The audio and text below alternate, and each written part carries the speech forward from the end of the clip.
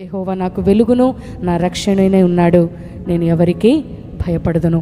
నిజంగా ఈ రోజుల్లో చాలామంది జీవితాలలో కలవరం ఉంది. చాలామంది క్రైస్తవ విశ్వాసంలో దుష్టుడు ఏదో గలిబిలి రేపాలని, కొంత భయాన్ని కలిగించాలని చూస్తున్నప్పటికీ దేవుని వాక్యము మనకు తోడుగా ఉంది కాబట్టి దావీదు వలె మనం కూడా ధైర్యము తెచ్చుకోవాలి. హల్లెలూయా. యెహోవా నాకు రక్షణను దుర్గమునై ఉండగా, నాకు వెలుగునై ఉండగా నేను ఎవరికి భయపడను. మనము వెలుగు సంబంధులం. ఒకప్పుడు చీకటిలో జీవించిన వారమే.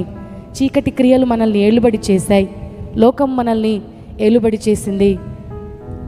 కానీ ఒకానొక దినాన దేవుని వెలుగు మనల్ని కమ్ముకున్న రోజున, దేవుని వెలుగులోనికి మనం నడిపించబడిన దినాన ఈ లోకంలోనిదంత వ్యర్థమని, ఈ లోకంలో ఉన్నదంతా శరీరాశ, నేత్రాశ, జీవపు డంబమని మనం ఎరిగిన నాడు చీకటిని విడిచిపెట్టి వెలుగులోనికి వచ్చాము. ఆయన వెలుగు కొంతసేపు ఉండి వెళ్ళిపోయేది కాదు.